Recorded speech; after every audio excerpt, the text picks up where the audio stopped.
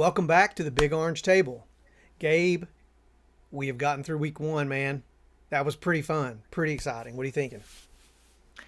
Yeah, that was a blast of a game to watch. I was, like we had discussed before, we were kind of nervous about it, didn't really know what to expect, but man, there's a lot of things to talk about from this game, a lot of stuff to get into. It was a fun game to watch, though, at the very least, that's for sure. Yeah, I mean, so the big numbers, Tennessee basically dominates Syracuse, 45-26.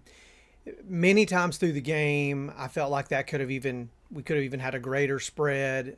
Syracuse still had some fight in them, but overall, I mean, I look at that as a dominating performance. We'll obviously get into the details. A lot of questions that we were really looking to have answered, whether it's with Joey or what it may be. But I saw that as a pretty dominant performance.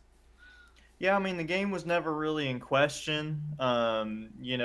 Kind of from the very start, we come out, Syracuse's defense gets a stop, it's 3-0, and you're kind of going, okay, like that was fine, that was a fine start. Mm-hmm. And then from then on, I mean, they would every two punches or so that we threw, they might respond with Yeah. one. But the game was never really in question. I thought maybe we lost a little bit of intensity towards the middle of the game, and we can Mm-hmm. talk about that later as well. Some questions about whether that was really an effort thing or if it was just kind of, obviously you get so far up on an opponent, you're naturally going to let off the gas a little bit, but that's not really the Heupel mindset. But I thought that he even maybe lifted off the gas on the play calling a little bit as well. But we can talk about that a little bit more later. But yeah, the game was never really in question, which I'm thankful for. Again, Yep. these are two they going in. We didn't really we expected Tennessee to win just based off of the logos and that, but you didn't exactly know what we were going to get from any of the guys. This team is so different, and so is Syracuse's team. So neither of us really knew what to expect, and I'm glad we ended up on the right Yeah. side of it for sure. No, absolutely. And just looking at the game as a whole, you mentioned about Syracuse responding and kind of two punches, one punch. What I took from this game that I think as a whole that really excited me was our response. Right, like Syracuse would kind of give us a punch in the mouth, and it was just like two or three times we turned around, march the ball down the field and put points on the board, right? Like Mm-hmm. those critical junctures of a game where you're like, oh, okay, this is not a pushover. I Right. felt like we responded so well, where you Right. don't always see that. Maybe in years of past or any games can be unpredictable, but man, that was one of my biggest takeaways. It just felt like when we needed to step up, when we needed to execute, we executed. Again, not perfect. A lot of things we can discuss and little tweaks, but man, we responded and looked pretty darn good doing it. Mm-hmm. So, Well, and we can talk about the offense. That was something that you felt was probably the greatest strength of the 2022 team was mm-hmm. no matter what the defense did, no matter what happened on the other side of the ball, you knew that it was almost guaranteed that Tennessee was going to march down the field and respond. That's something that has been missing the past couple of years. You just didn't, especially last year. You didn't feel confident at all about Mm-hmm. if Tennessee got put down by a score. Right. If somebody started to come back, that Tennessee was going to be able to come back out on offense and march down the field at all. We just, especially in big games, in smaller games against Cupcakes, you don't have to worry about that Sure. because you don't have to respond. You just run it up. But in the bigger games, it felt like at times we weren't really able to do that.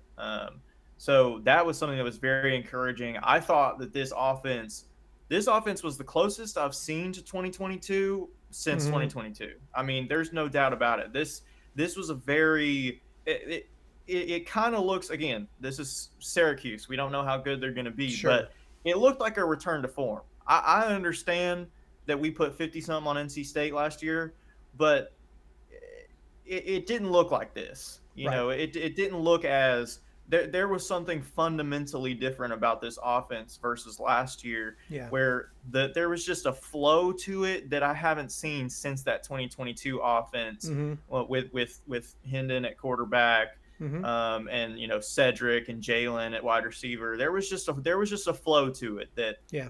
I haven't seen since then. So it was really encouraging to see. No, I agree, and maybe it's some intangible like you're describing that, and I can totally relate to what you're saying. As far as a flow, for me, it was kind of it was weird. I didn't feel desperate on offense, right? It's like there was, I don't know how else to describe it, but watching the play calls and watching what we were doing, it never felt desperate to me against Syracuse last year.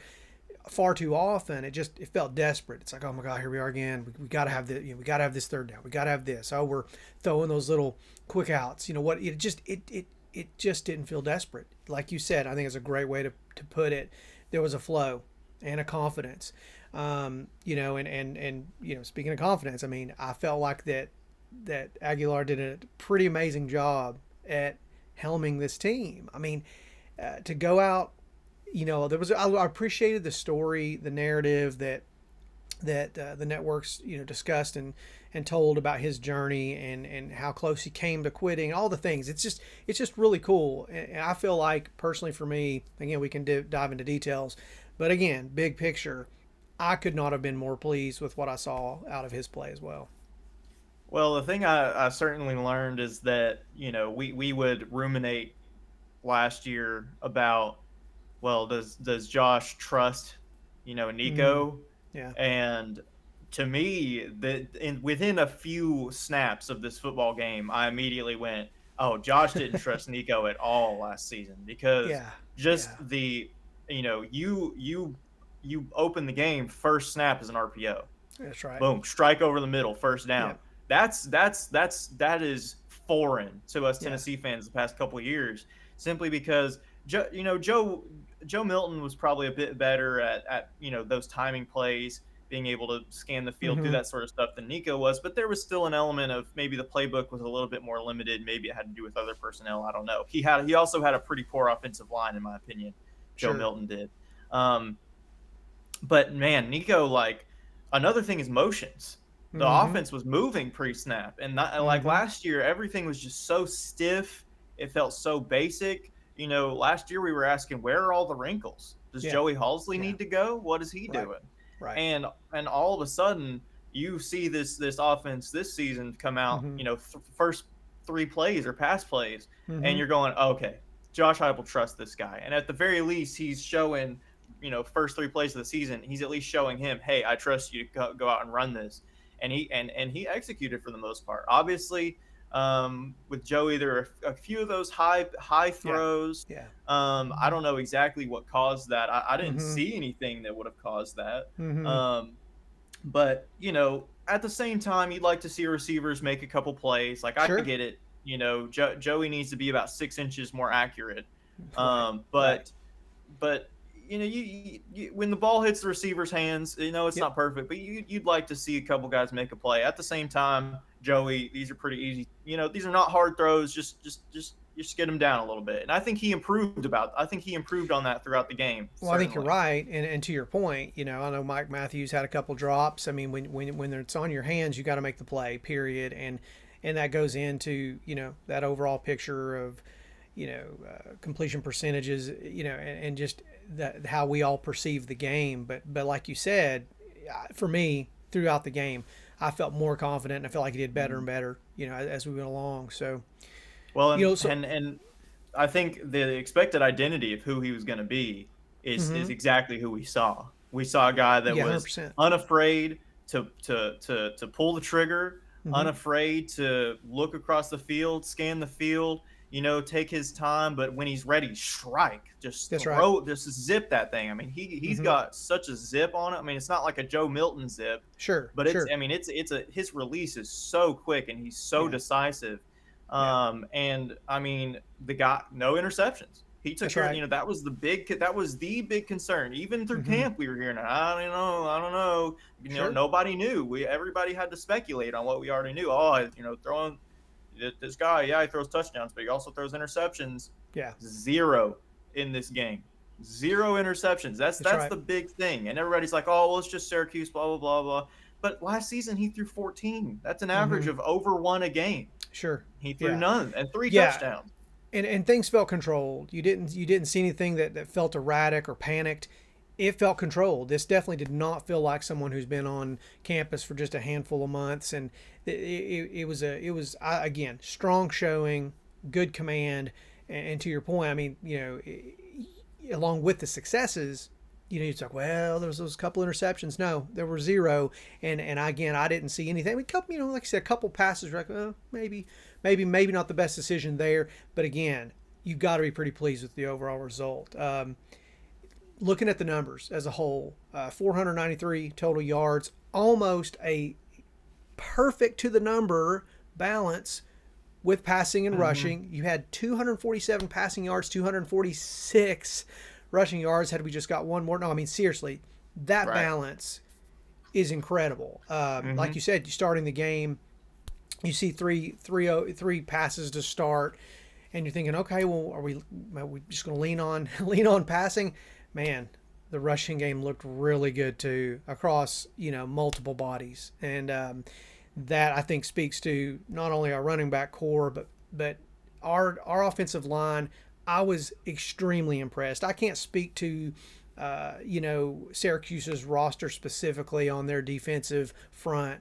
Regardless, we've had much poorer performances from an offensive line, even from small kind of cupcake teams in the last couple of years at times. I felt like the offensive line did an amazing job to support that balanced offensive attack. Well, the offensive line, I mean, Syracuse, I don't know what their like you said, I don't know what their talent is on the defensive Right, line. right. But either way, our offensive line Yeah. made them look like high school Yep. players. I Agreed. mean, they were Agreed. moving them off the ball. I mean, it was disgusting, frankly. Mm-hmm. It was absolutely, I mean, that and we didn't have David Sanders. Yep. It comes out, an hour before kickoff. David Sanders isn't going to be playing. None Mm-hmm. of the team knew that. It was a game time decision, literally. I mean, Yeah. I don't even think David Sanders knew until the morning of. Mm-hmm. So, you've been practicing all spring to try and figure out what your lineup is. You got your Mm-hmm. lineup, all of a sudden these guys have to make a shift day of, and they did incredible. Yeah. I Yeah. mean, Amazing. I don't think it can be enough can be said about just Mm-hmm. how well these guys adjusted and still executed. I mean, almost flawlessly, and Yeah. and just were moving guys. I have a few little words here that I've written that I just quick notes about each position group, and the 3 words I have for them is nasty, edge, and fundamental. These Mm. guys, they were doing their job. None Yeah. of them were going rogue. There were a couple missed assignments. Obviously, that's Mm-hmm. going to happen in every football game. It doesn't matter. But they just play with that. And most offensive lines under Glenn Ellerby and Josh Heupel have had this just nasty streak to them. You Sure. go back to Javonte Spraggins, he was always kind of the flag bearer for that, just sort of Right. dog mentality. And you kind of didn't know how that was going to look with these guys, but these guys are the same way. I mean, man, Yeah. I mean, Lance Hurd on the left side was Yeah. was literally perfect. I mean, he Yeah. was incredible. He is. Last year we were like, okay, this guy, former 5-star, he's supposed to be this big time prospect. We paid him to come here. What's he doing? And he tried to tell us all year, I'm still hurt. I'm not playing at Right. 100%. And we were like, oh yeah, okay, buddy. Mm-hmm. But Mm-hmm. I mean, obviously, let's listen to the guys. Let's listen to the players. They're Yeah. not they're not they're not lying to us, because he showed today, or not today, he showed a few days ago, absolutely, that was the problem, because he's talked about how good he feels. The other guys in the room have talked about how good he looks, and man, he absolutely executed flawlessly. Thought the rest of the guys did great. Sam Pendleton, we Yeah. didn't know what to expect at the center position. Oh, That's the guy. yeah, I fully That's agree. Yeah, I think we were all a little concerned. We've had such a core just kind of anchor as center for a few years now, and man, that was a strong performance. Again, when you don't, I found myself not even thinking about it. Halfway through the game, like, oh, hey, there's been no issues at all. Just excellent performance from our center position, which again is kind of what you want. You don't want to be thinking or worrying about it. And that's what the way it was. It was just an excellent showing. And I think the leadership aspect of Sam Pendleton is there as well. Hmm. That's another thing you worry about. These guys, this guy's the quarter. These guys are the quarterbacks of the offensive line, the centers. Sure. And in Tennessee's offense, it's really important Hmm. that they show those aspects of they have as much brain as they do brawn, right? That's They right. have to. Yeah. And I thought he showed a lot of maturity. Tennessee went so fast in this game at Hmm. times, like a Yep. level of speed we haven't seen since 2022. I was amazed at time. I was Yeah. thinking, oh my god, I've literally not seen this speed. Like there were a couple stretches where they ran like 3 plays in 30 seconds, and I'm Yeah. going, this is insane. Like this I've literally not seen this in multiple years. And Right. so it shows. I know Sam Pendleton, I think, had one odd snap and one high Hmm. snap. There was the Right. one earlier that was kind of done, triggered by a false start, where he kind of put it on the ground. But I don't really blame him for that. Um, but there was that one moment. I don't know if you remember. Somebody else pointed this out. I thought it was interesting. There's that one time where Syracuse appeared to jump, and they ended up the offensive line jumped. Wendell Moy, I think, kind Hmm. of reacted off of that, and they ended up calling a false start on Wendell Yeah. Moy. Yeah. Yeah. Um, and I didn't. I mean, from a TV perspective, it Sure. certainly looked like Syracuse jumped, and they gave Yeah. us the penalty. That that's But I that's think always I a think yeah. That's always a tough call. yeah, yeah. I think Yeah. that, maybe Wendell Moy was a little bit upset. And Sam Pendleton, you kind of saw him go like, okay, okay, get back here. He kind of started talking to the ref, like, okay, you could sort of see in his hand movements. So it's like, okay, Yeah. I don't know what he was saying, but the way I read it was like, okay, so they're jumping. Right. Should we react, or do we want us to snap the ball? And the ref said something, and he's like, okay, great. Thanks, buddy. And Right. I just thought that was like great. That's like, man, we got a leader in that Sam Pendleton guy, because he's Yeah. he's clearly very level headed, but then he's out there mushing dudes, between the whistles. I mean, it's crazy. Well, He's yeah. got that. That's like we had that ineligible man downfield call there right towards the goal line. I don't know if you remember, but when you look back, it's like really it was just a very thorough, devastating block. Really, is what was happening. Our offensive line. I guess you've got to be cognizant of that. You got to be aware of it. But I was like, man, he really just trucked his guy about 5 yards deep and ends up getting a call for an eligible man downfield. I just thought that, again, I'm not upset with that, right? Sure. Well, If and you're going that to and get, that comes with RPOs too, breaking down and yeah, stuff. Generally, you would like to see him just stay a little bit closer. But again, I sure, mean, it was close. He wasn't yeah, that far yeah, beyond, but that happens sometimes with RPOs. It was a good play either way. There were a couple of different. I saw a couple people point out like, okay, well, if you take away the defensive touchdown, and mm-hmm, then you take away the interception by T-Lander that mm-hmm, gave them a short field, you're talking about 31-26. And I'm like, okay, but Tennessee also had multiple touchdowns wiped off by, I think, two. mm-hmm, Remember two, but it could have been more than that. Touchdowns wiped away by penalties. mm-hmm, They ended up right, scoring anyway, of course. sure, But you sure, just, I'm just saying, you never know. So it's like, it's sort of a silly argument, because I mean, Tennessee, man, again, offense just incredible. I want to go back to Joey one more time before we yeah, move on to absolutely, the next, absolutely, because I think I think that I don't know if we can, again, maybe it's an overreaction, but I don't know if we can hardly give him enough flowers for this. He he had about 3 months to mm-hmm, prepare. right, He looks like he's been in this offense for a long time. Like, fully agree, you yeah, you you look and see, like, we see these high throws and stuff like that. mm-hmm, He looks like he grasps the offense. If he gets better than right, what we saw at yeah, all throughout this season, if, mm-hmm, if it is genuinely a thing where he's already this good a few months in and he gets better at all, sure, we're talking about a guy that I'm not ready to say that he is going to be a Heisman contender, right, but he's going to be one of those, top 10, 15 yeah, quarterbers in the country. yeah, he's Look, gonna have the if numbers, we had if we had a top 15 quarterback in the country last season, we would have won the national championship. right, I don't know that right. for I mean, I don't know that for a fact. I'm Our with wide you. receivers weren't No, I great hear what you're either.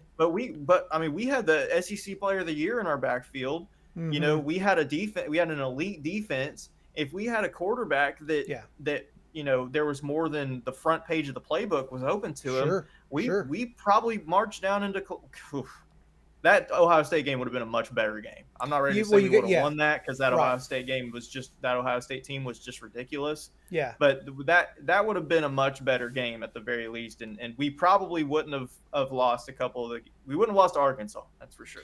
We we So we, we talked about it on the last show.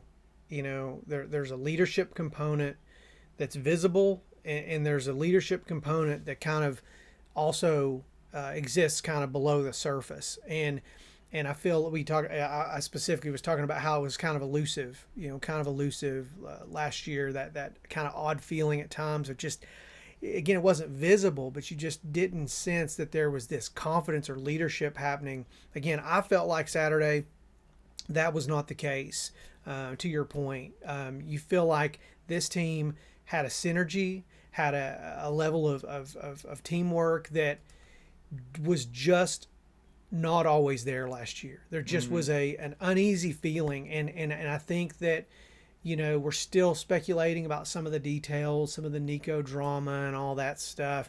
But it starts to put those pieces, cement those pieces together. You're like, you can totally see how absolutely. there just was some weird stuff, I think, some uneasy stuff going on in that locker room. And you just don't get that sense. I'm seeing more and more people talking about, based on what players are saying, there's some teamwork happening. There's some unity there and synergy. And that's Absolutely. exciting. It doesn't take having the leading player in every position Right. to have a championship level team. We've seen it in some of these smaller programs through the years who start to believe and act like a team, and sure enough, they're right there competing potentially for That's championships. I mean that's what 2022 was. I mean, Yeah. by all for all intents and purposes, 2022's Tennessee team was Mm-hmm. not an elite team. Right. Right. But there was just such a massive rallying behind the vision and the plan Yeah. and execution as well. Those players were just capable of executing, Mm-hmm. and they did so. Yeah. By the way, uh, this, I don't pay a whole lot of attention to Pro Football Focus. I do Mm-hmm. kind of enjoy watching. I kind of enjoy keeping up with the numbers just for a different perspective because I love the game of football and I'm Right. very analytical, but I'm probably not as good on the X's and O's as a lot of other people, and so it kind of helps me Mm-hmm. look from a different perspective. Like, okay, from a scout perspective, how Mm-hmm. does this look? And it helps me look out for those things in the game. Sure. The more Sure. fundamental, X's and O's football things. Mm-hmm. Um, this game was, I think the offense was rated at like an 85 point something, Yeah. according to PFF. The highest, get this, the highest single game offensive rating for Tennessee since 2016. So you tell me the person who would have predicted that in the last few weeks. It's Nobody. crickets. Crickets. That again, man. I know we've got a long season ahead, but if you can't get excited about that and just the potential, right? Because Right. again, all too many times as Tennessee fans throughout the years, and even recent years, even after wins, you're just kind of like, okay, we got Right. the win, but boy, Well, this is he just game one. that's right. I That's would right. take this if I would take this offense against any opponent that Yeah, we have this season. The that's right. offense that we saw against Syracuse, I would take that against Mm-hmm. any opponent this year, and that Mm-hmm. was game one. That's right. So I'm very encouraged. I don't, Oh, obviously we're overreactors. Everybody does it, but I'm extremely excited that the yeah. timing of the offense was just. It was so refreshing. I think that's Well, that's that's probably the best word for it is really refreshing watching that the timing play out. There was just one yeah. play, Brooks Austin, the Film Guy Network on YouTube, does really great stuff. He showed a clip of it was a left to right scan comeback route Mm-hmm. on I don't remember when it was, but it was a completion to I think it was Braylon Staley, where Joey gets the ball. It's two deep curls, Mm-hmm. which I think we're doing more of as opposed to those shallow like 5 or Right. 6 yard curls. Man, those sucked. Like Brew McCoy runs 6 yards Yeah. Yeah. upfield and turns around. Yeah. It's like, what are we doing? It maybe worked when you had like Valus Jones and Mm-hmm. he might could slip a tackle or something. I Sure. think it could, but I think they just decided like, hey, let's get first downs with this instead of Right. 3-yard gains. Joey starts left, and the left guy is his guy. Mm-hmm. He takes the snap, drops back, looks left. He doesn't like it, scans the field, strike. Like, Mm-hmm. I Yeah. mean, the timing was perfect. I Right. mean, it was beautiful. It made me Yeah. realize, like, man, he is whether or not he's, obviously nobody's going to argue that he is as good or better of an athlete than Nico. Sure. Nobody's going to argue that he's as good or better of an athlete as Joe Milton. Mm-hmm. But he is a good fit in this offense. Yeah. I mean, that might be more important than anything. Maybe this is the type of quarterback that just fits. It's just a more scrappy quarterback, more effort-driven quarterback. Because you could say that Joe and Nico were not effort-driven quarterbacks. Mm-hmm. Hendon and Joey, they will put everything on the line, and I think that just fits so well in this offense. No, fully agreed. Again, a big picture, couldn't be happier with the offense. Can't wait to see what we do going forward. Obviously, if we can keep that momentum, keep that balance, that's key. Again, it's like, you look at stats most of my life. If I've heard it once, I can't even tell you how many times. It's like if Tennessee has 100 yards rushing or whatever, you still hear it. If Tennessee has 200 yards rushing, here's their record, that sort of thing. Having that kind of balance, regardless, is going to be key going forward. And I'm super excited to see it. As our running backs and our wide receivers can continue to mature alongside Joey and continue to build that synergy. I don't know. Right now, sky's the limit. We're obviously biased. We're excited. Good reason to be.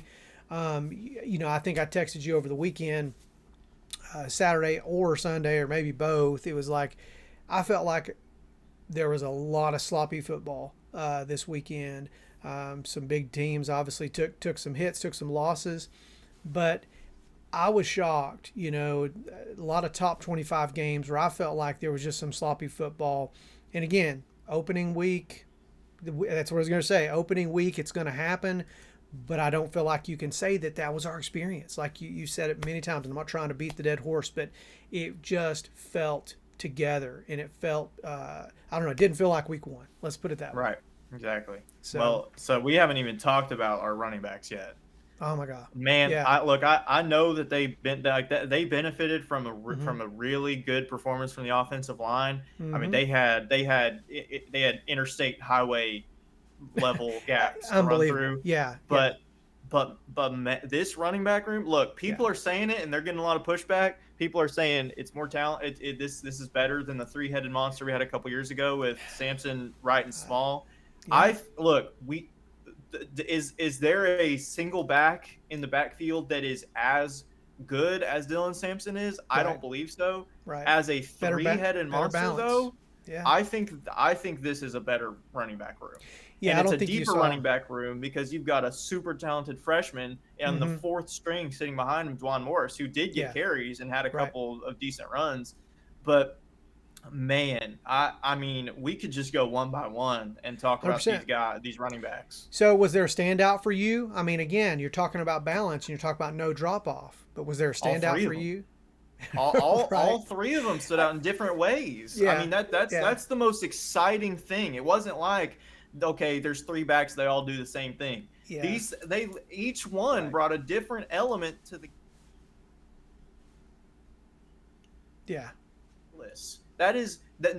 I'm willing to say no other team in college football this year is going to have the edge at running back that Tennessee has. Not one other team is going to have the three running backs that are all starting level running backs that all bring different elements of the game to the field when they step on the field for a drive. Absolutely. I think I texted you, we were maybe talked about it. For me, it was kind of hard to not be, I guess maybe I was just overly impressed with Star Thomas.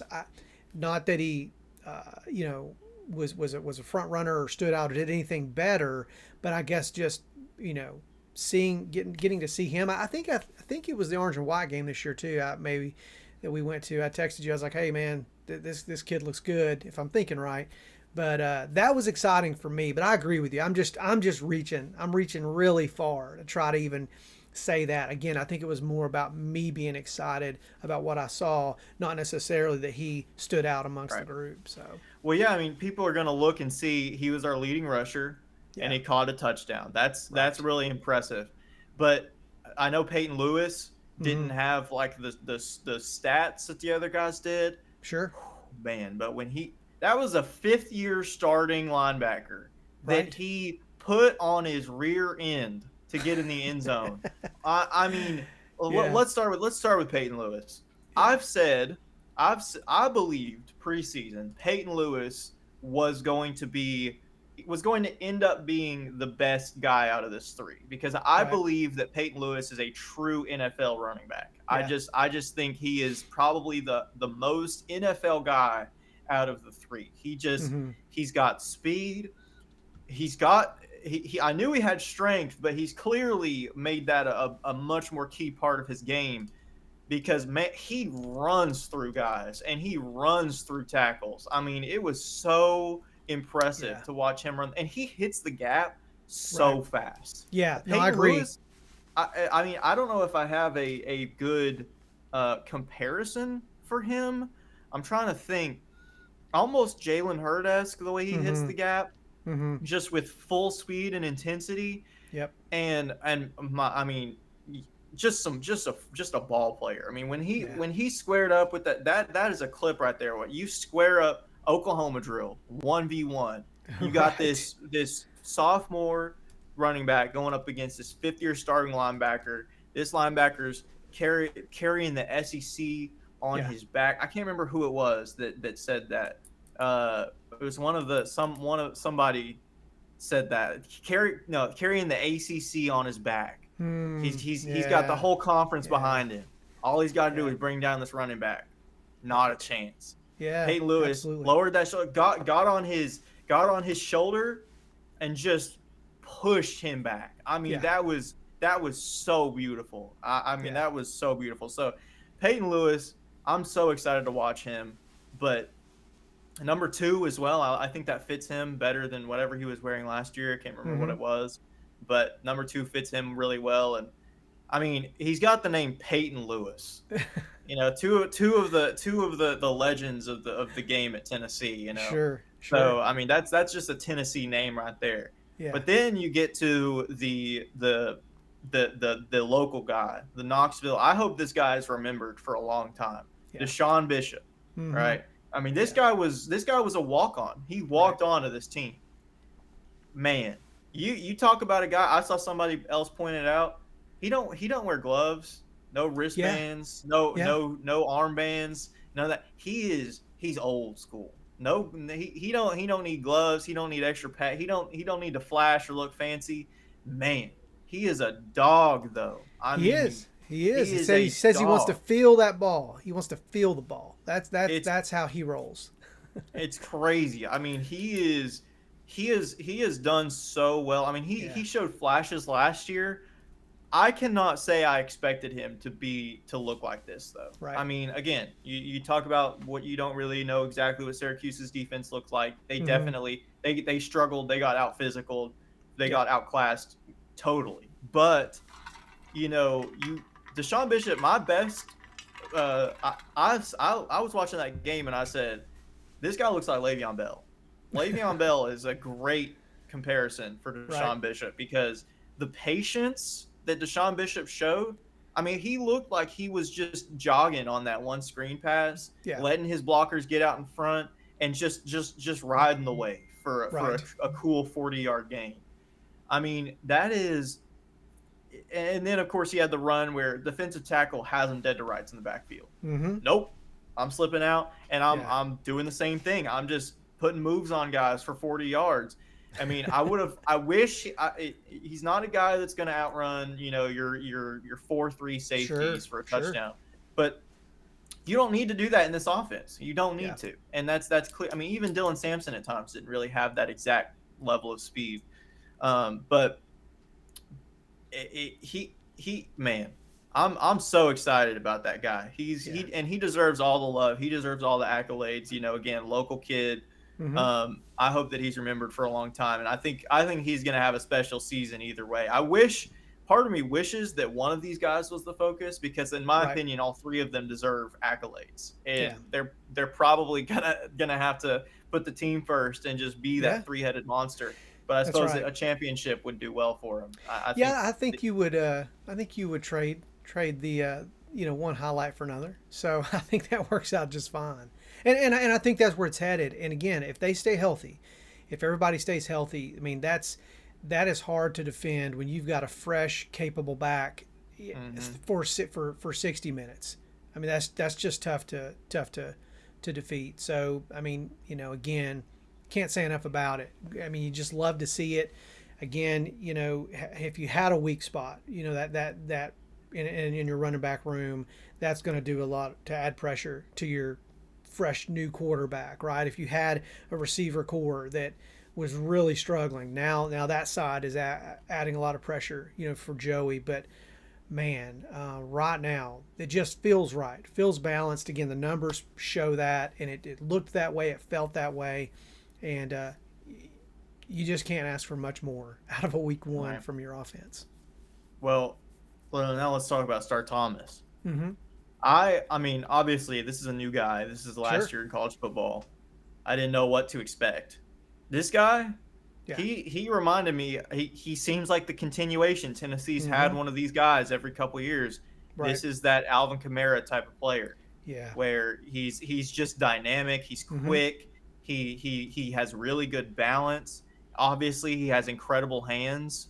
I mean, to make that contested catch in the end zone is really impressive. I mean, when's the last time you saw a contested catch from a Tennessee running back? Dylan Sampson probably had one. Aside from that, I can't think of a time. I mean, this is a guy that's I think probably an all-purpose guy, but the speed at which he hits the hole, he can make guys miss.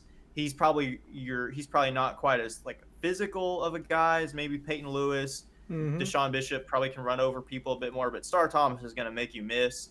And again, just a really dynamic. I'm super excited. We heard all summer about how, you know, Josh Heupel said it in a press conference. He looks like a completely different player, which is like, Right. whoa, like, he Right. looks like a different player than he did at Duke. Yep. That like you got him over here Mm-hmm. because of how good he looked, and now he looks better.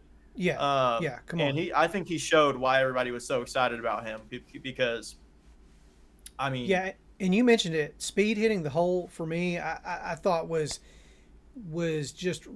remarkable. It's. I know a lot of times patience is key to for in a successful running back, just letting those blocks mature and those holes open up. At the same time, when it's time to hit the hole, and if you can get to the line of scrimmage basically at full speed, it's that half second from the line of scrimmage to slipping past a linebacker into an open field that I think we're going to see many times with this kid this year. It's absolutely. just too quick, in that transition, and it was a beautiful thing to see. I think he is electric.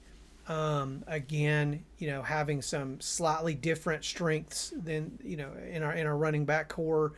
They're all going to get an opportunity to shine really well. So it's just fantastic. Well, and like you said, if they stay healthy, Yeah, we are literally just going to be able to wear teams down that's right. because if we have three again, these all three of these guys are starting caliber in my opinion. Mm-hmm. We have three of these guys that could stay fresh throughout a game. This is how you win SEC football games. Yeah, This is that's how you right. this is how you beat Georgia. This is how Mm-hmm. you do it. I look, all Joey needs to do against Georgia is take care of the football. He just Mm-hmm. just don't put it on the floor. We saw a mesh point fumble. Get rid of that. You got to get rid of that. Mm-hmm. But it's like if they take care of the football, these running backs are gonna carry Tennessee to wins this year because Yeah, no doubt. the advantage that freshness gives you. Not to mention Joey's got some legs himself. He needs Mm-hmm. to get on the turf and not put his dang I head was down. I was getting ready to say, man, you admire it. You love what you can see it that's coming from his heart. He wants to compete and he wants to put his head down. There was at least I think twice Saturday where I thought, man, please slide, just pull up. No no one's Maybe no one's judging you. I mean we've seen this. We've seen this from almost every Tennessee quarterback. It Yeah, wouldn't shock me if Josh Heupel doesn't even tell him to slide. I bet I he know. doesn't. I know. I bet he doesn't. But man, I mean, and look, you can hype your guys up again. I think Joey's got some of that dog in him. He sort of reminds me a little bit of Baker Mayfield, just Mm-hmm. not quite as, I mean, not quite the talent that Baker Mayfield is Sure. or has. But that's just sort of he sort of has that game about him. Yeah, he's Um, scrappy. There's a scrappiness again, not that kind of cocky Pavia Diego right. situation you got, but there's a scrappiness, and actually I think that's a pretty good example, that Baker Mayfield kind of energy and willingness to get a little down and dirty when you need to. And I wanna talk about the defense, but I wanna one more thing with Joey and kind of forecasting for next week. Um, Tennessee's got a game against ETSU. You mentioned Georgia. It's hard not to mention Georgia. I think everybody's thinking Georgia right now, but we got to get through ETSU, which we will. Um, what's your strategy with Joey next week? Let's assume that Tennessee goes out, plays really strong, puts a lot of points on the board. Do you let him finish a four-quarter game regardless in preparation for week 3? Again, making some assumptions here. I think they're pretty safe assumptions. We're going to go out and do hopefully steamroll ETSU. But in a situation where you have somebody so new, normally we would see it. You'd pull him, maybe at half, maybe let him have a drive or two in the third quarter. But something tells me we might want to see him finish this second game. And what are your thoughts about that? No, you give him the first half and then give him a drive in the You think third quarter and you then think pull him so? put Yeah. Merck in because I mean We we also need need some experience. Yeah, we need these we guys to yeah get some we experience. absolutely we need Merck to get reps. I mean Yeah, yeah, if Joey goes down, mm-hmm, if Joey goes down on Saturday early in the yeah, game, yeah. we've got a guy that's played like 15 snaps Sure, behind him. sure, If he yeah, has to go in even for a drive against mm-hmm, somebody like a Georgia or even like a Kentucky or Mississippi yeah, State or something, he needs to have as much reps as possible because he's not experienced. sure, He yeah, has almost no experience. yeah, So you need to give him probably a full you know a 1.8 quarters probably. yeah. It's I, So I I I totally agree. And then there's that part of me that says we need you need Joey to go into Georgia with as much game experience. But at the same time, the truth is, if they're rocking and rolling, if they're clicking on all cylinders, and I think that's the point. If we're up by 3 at halftime against ETSU, it's a different ball game, right? You need to pull Joey when we have just been clicking and things are looking good. So I think the game will somewhat dictate that.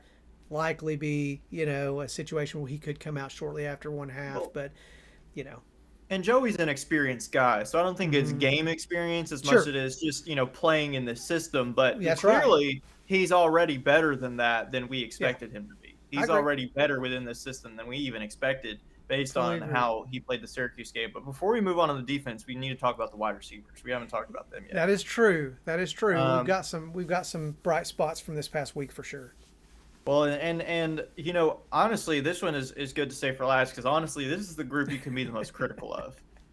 Yeah, And this is the group that we've been the most critical of probably since 2022. I mean, yeah, aside from yeah, quarterback, of yeah, course. Um, you know, simply just because it's felt like Tennessee just doesn't.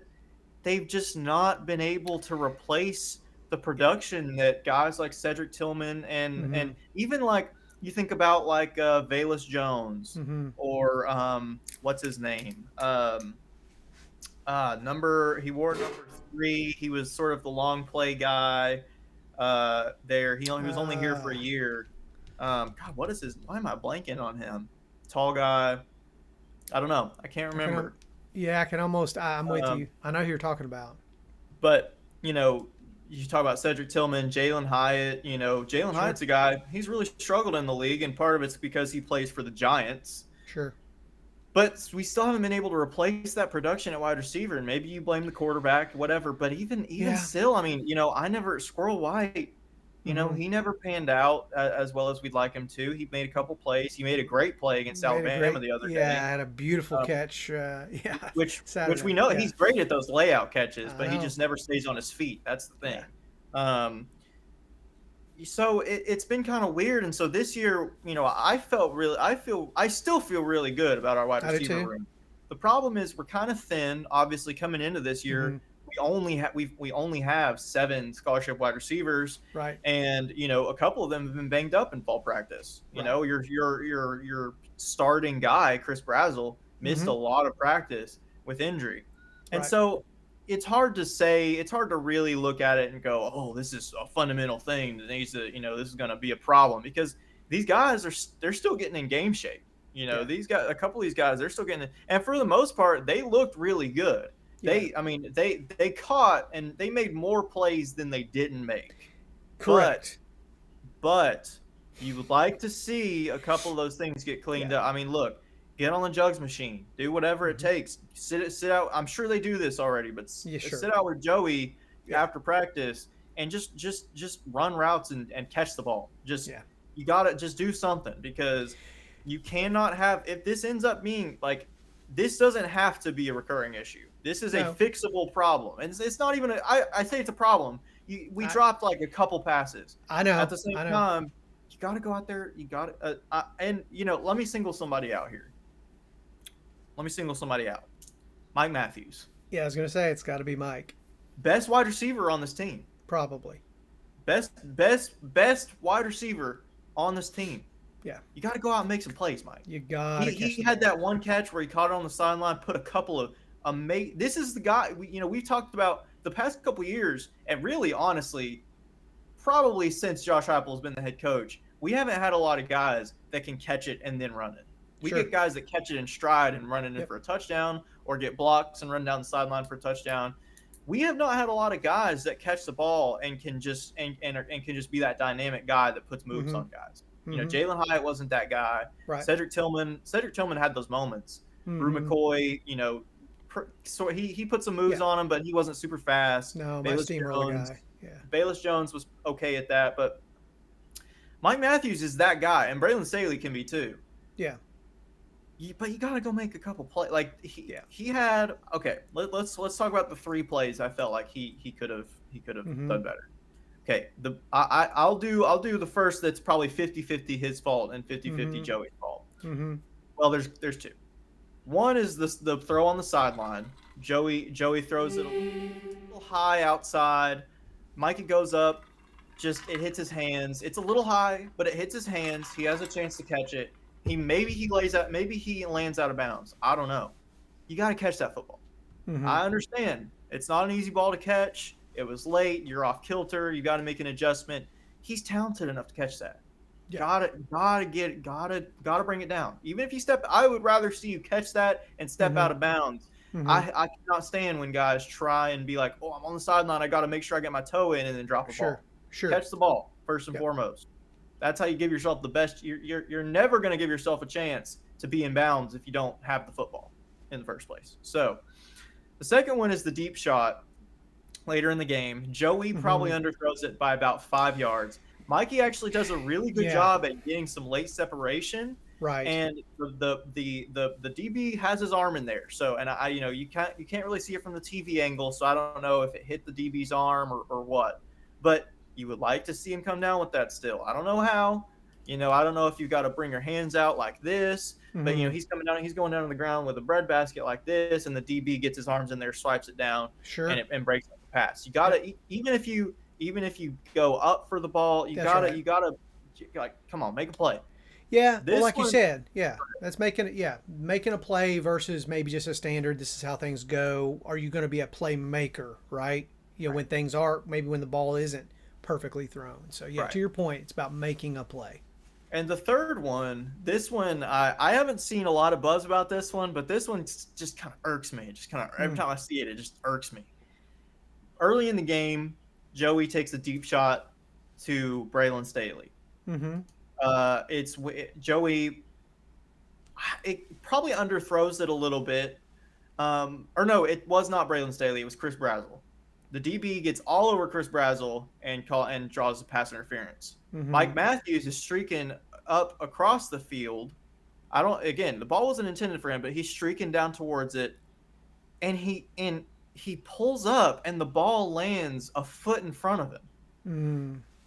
Make a play, Mikey. Yeah. Make a play. That was a touchdown. Mm-hmm. I understand you got guys coming. You don't want to collide with your teammate. You don't know where Sure. he is. Sure. You know, go make a play though. Like Yeah. if y'all run into each other, trying to catch the football, okay, Mm-hmm. whatever.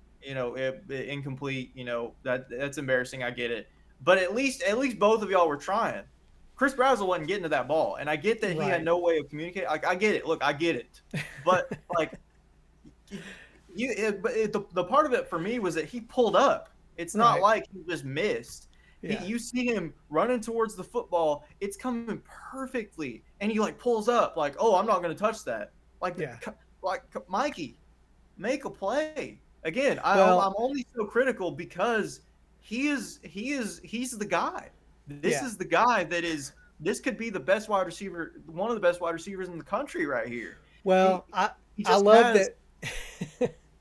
I love that we're being critical. I love that you're able to be this critical after such a strong week one. Right. Like this is a good thing that you can get this granular after a strong performance. And maybe okay, look, let's chalk it up maybe to first week jitters. If these are our first week jitters, I can live with these jitters. You know what I'm saying? This is okay. So I love it. I love that it's this critical because and I know that you believe in his potential, right? right. I think that's the thing. Is like, dude, just and you talked about our receivers, for the last few years, couple years. Just that's the thing that kind of resonates with me is I just don't think we are meeting the potential that Right. either it's been overhyped, either the talent is not as good as we think it is. I don't think that's the case, or we're just not quite achieving the level of success that we're capable of with this talent. And so Right.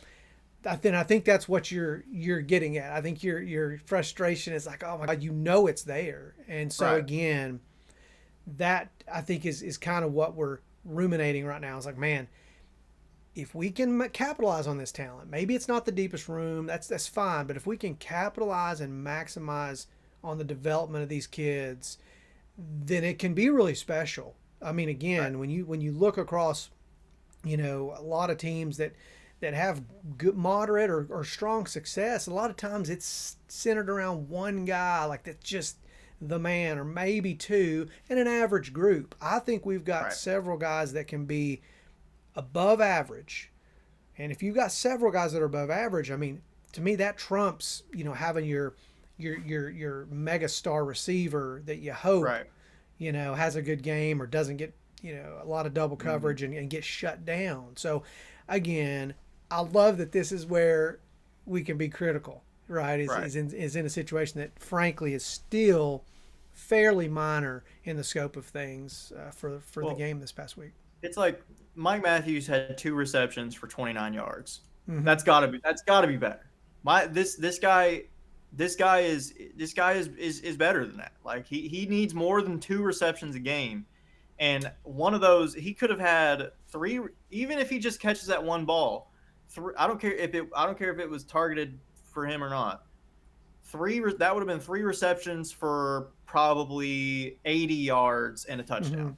That looks a lot better. And that's, I mean, and look again. Those were all plays where something else could have been done to prevent it. Sure. But like Sure. at the end of the day, there is a difference between Mm-hmm. guys and I think maybe he has a slightly conservative mindset.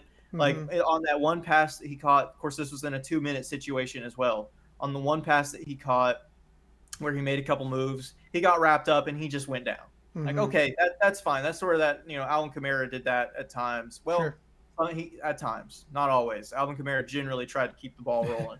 I would have liked to have seen him try to just move the ball forward. I generally just don't like when guys do that. But at the same time, again, you can come up with a reason for why That's there right. wasn't more done for each of these. But I'm Yeah. just saying, you got it. I just would like to see him get after it a little bit more. I would like to Yeah. see him be a little bit, maybe, he's a very selfless guy, clearly. Like, Mm-hmm. he's a great teammate. Yeah. Be a little bit more selfish, Mikey. Be a little bit more selfish. Speaking about wasted touchdowns as well, Chris Brazzell. Yeah. This is a guy that I felt since he came in could be really special. He made Right. that amazing layout catch against Bama last year Uh-huh. to seal the deal. That was amazing. Yeah. Um, Probably Nico's best throw of the entire year as well. Right. Um, he dropped that crossing route. Mm-hmm. Yeah. That's you're taught. I get it. If I was a wide receiver, I couldn't do it. Yeah. I could not do it. I could not Run into the run a storm. crossing Yeah. route Yeah. and catch a ball. I couldn't do it because you just have to have something in your mind that just can shut down the voice that says I'm about to get destroyed right Yeah. now That's and right. bring that ball in. Yeah. But you're an SEC wide receiver. Mm-hmm. You were taught, do not start looking. I mean, you're not just SEC. You're taught this since middle school. Yeah. Do not take your eyes off the football before Yeah. it is in your hands. Yeah. He started to make that move upfield, drops Yeah. it. If he makes that guy miss, that guy was not that close to him. No, By the no, way, no. That was probably a touchdown. it was Yeah. a touchdown. If he makes Yeah. that guy, there's No, I mean nobody else. it would. I was going to say it would have taken that guy somehow tripping him up something, but yeah, that probably was a big long crossing touchdown right there. It just no doubt. That one was again. So some of these most of these drops you can explain by like, okay, Joey Mm-hmm. didn't throw a great ball. Mm-hmm. Okay, it was whatever. The ball was not. It's not like it was here. Right. It was like kind of back here. Just, Catch you the got to catch catch the the football. ball. Well, you got to Catch catch the the ball. And again, complementary football, when you've got the running backs we have and you see it, you see the success in the running game, inevitably what happens, right? Those linebackers and DBs, Mhm. they're going to get sucked into that line, and those very plays, those quick crosses, those slants, those quick slants, those are your 6 point plays, Right. in those scenarios, and you got to catch them. And Right. again, you know, correct these mistakes. It happens like you said, it happens in Pee Wee football and it happens in the league. People drop balls. It's gonna happen. And again, I love that we can be this critical, but I think it's because we know that you can't make mistakes, right? You can't have turnovers. You can't beat yourself. It's not just in things like interceptions, right, or letting somebody return a Mhm. kickoff. It's sometimes the dropped ball, right? It's Right. sometimes the missed opportunity for a first down that does shift the momentum. And when you're playing in Georgia, when you're playing in Alabama, or you're playing in the swamp, those are the game changing plays. And Right. so again, being hypercritical for sure, for a reason, right? Right. Well, and again with Chris specifically, he was hurt this camp, so he missed Mm-hmm. some time. But he had these issues last year too, so Yeah. he had some drops last year as well. So you'd like to just if he has won a game, Mm-hmm. okay, it's not the biggest Yeah, deal, but that's right. you'd rather him just when you get a ball like that, just catch it.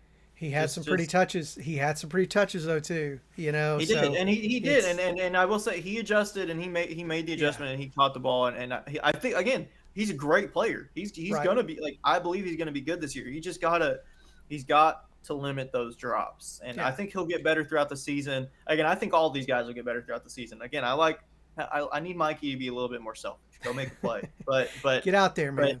I'm Come on. not too upset about it. Braylon Staley looked incredible, and I Yeah. love it. I love it for Yeah. that guy because he is such a good guy, Yeah. and his dad is a great guy. He's always talking to Vol fans on Twitter and stuff, but they're he's such a great kid, and he's put the work in. Not that he even really needed to because he's so talented, but Right. I mean he's put the work in. Another really unselfish guy. And he looked great. Yeah. He came down with one of those high Joey Aguilar passes. That's what I want to see more of. And Yeah. I believe he's the shortest guy out of all He's not a three of big these dude. guys. So, he's going to be really good this season. Obviously, he caught that Mm-hmm. huge bomb, Mm-hmm. but he's going to be really solid. I'm excited about him. They only needed to play their three guys. Travis Smith did get in the game. Uh-huh. He got like straight up overthrown by Joey. Like it's Joey, like it wasn't even that was not even catchable. But Did we see Rodarius Jackson at all? I didn't he see did him. not. I don't think he Okay. got. Travis Smith only got up there for 7 snaps, so Rodarius did not Okay. play at all. He's going to play Yeah. this week for sure. Yeah. But Yeah. I think, man, I'm telling you, I need them to play these guys. Yeah. I'm not trying to see only three wide receivers. Look, these guys are great. I'm fine with these guys playing as much as they want to. Yeah. I do not like the Josh Heupel mindset of playing three guys at all times. And that's it. I know I we just you gotta believe there's some logic behind it. You gotta believe there's some strategy. Whether it's what we don't get to see on a weekly basis on the practice field, but from a fan perspective, from a consumer perspective, and what seems logical is you got to get some reps with these guys. Because somebody's going to go down, whether it's for a week, for 2 weeks, somebody's going to go down, and you got it. You can't skip a beat.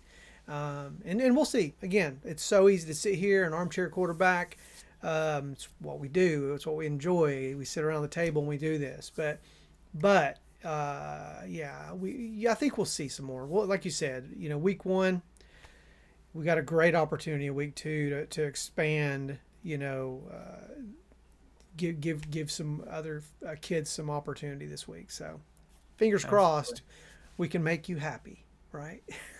Yeah, well, this week's going to be fun either way. So It I'm is. excited to see what these guys can do. It's going to be like any other game. It's going to be vanilla.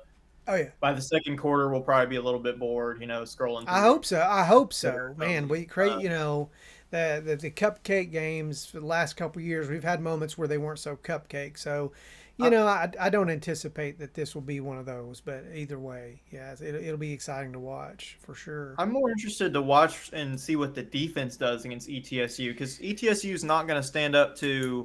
Yeah, They're not going to do anything to our offense, but they have two power four quarterbacks. yeah. ETSU does they play both of them. And I heard the other day somebody referenced the Spurrier saying of if you think you have two quarterbacks, you have none. Right. But for a team like ETSU, I mean, how are you going to have two former Power Four starters and not play both of them? So I'm interested to see what our defense does because I think there's a lot of things they need to work on from this past week. Yeah. I think that uh, they looked. It was weird because they looked really good while also still giving up what I thought was way too many easy plays. And I did not realize our defensive line was or at tackle was as thin as it was going to be this year. Um, Yeah, we had some bodies on the ground here and there, and which just gets a little scary. But yeah, I'm with you. For me, if I had one area of concern, and I think probably like a lot of folks, it's well, let me say it this way: we had really high expectations, and rightfully so, with the defense this year. But if I had one area of concern or question, it was a few of the big plays, man. It was zone play across the middle that I felt like we got picked apart a little bit. I don't know. Personally, I'd like to see maybe a little more man coverage in some of these third down situations, third and long. I'm not a big fan of the zone. I feel like it's too easy or maybe it was some bad zone play for us, but we had some large areas that were unaccounted for. I mean, they would break that first layer of the zone, and there were some big I spaces, believe and they capitalized on it at least three, 4 times by my count. I believe that Syracuse had 7 passing plays of 20 plus yards. And look, Yeah, I I I am okay with it somewhat. Okay, you give up a 25-yard reception sure. but the problem is you can't give up a 25-yard easy reception on 3rd and 10. You Mm-hmm. can't do that. And I No. just thought that I don't feel like it was an our linebackers struggled in coverage. Okay, Mm-hmm. I'm going to say that we talk about Tim Banks and secondary and everybody used to talk about Willie Martinez and blah blah blah. It's like the defensive backs for the most part did their job, the linebackers really struggled in disguise and kind of creating. The linebackers helped to create those huge pockets that Syracuse really exploited quite a bit. They just really struggled with knowing exactly where to stop. But credit Syracuse as well. I Yeah. mean, I fully believe from what I saw, their offense had some fundamental and tangible stuff Mm-hmm. that you generally see in a good offense. So Well, I don't yeah. believe that it was really a whole like our defense gave up too much. And it wasn't those completions that really irked me. It was just Syracuse's seeming ability to just gain 2 or 3 yards whenever they wanted. So if they had a 3rd and 3, it was just okay. Just go ahead and give it to them. If they Yeah. had a 4th and goal or a 3rd and goal, just okay. Just go ahead and give them the touchdown because they're gonna just run like when they would try a 2 point convert. I don't know why they threw on both of their 2 point attempts. Just I run it know. in because Yeah. we gave them that all day long. Mm-hmm. So it was that, Well. and maybe, maybe you say it's some of the depth on the defensive line. Mm-hmm. Some of those injuries, guys playing banged up. But I was a little bit concerned with how we seem to get moved at times along the defensive line. At the Sure. same time, 5 sacks is Yeah. amazing. Seven Yeah. tackles for loss. That's We right. got pressure, and that's something we didn't get at all last. Well, we That's got pressure. right. We didn't get Yeah. sacks last year. We No, I mean, never yeah, we could 5 in a not get to the game, quarterback. yeah, is significant. Yeah, That's we could huge. not get to the court. That is, we had 29 total sacks last year as a team. Yeah. Five is, I mean, that's Mm-hmm. I'm great on that. Right. Um, but I don't know. You got to again the rushing thing. I think is people were like, oh, the rushing defense, the rushing defense. It's again, it's so weird to me because like Mm-hmm. we only let them get 103 yards as a team. Yeah. Like they rushed. Let's see how many attempts is this. Uh, I mean, over 40 attempts Right. rushing, Mm-hmm. 44 attempts, 103 yards. That's Right. nothing. But Right. again, it felt like they could get 2 or 3 whenever they wanted, which I Yeah. guess is fine. But they were just playing really good ball, putting themselves in good positions. We cannot give up 20 yards on 3rd and 4th down. No, That no, is no, no. That something. Yeah. I agree. That's a killer, and that's the thorn in my side right now. Right now, it's there's the caveats.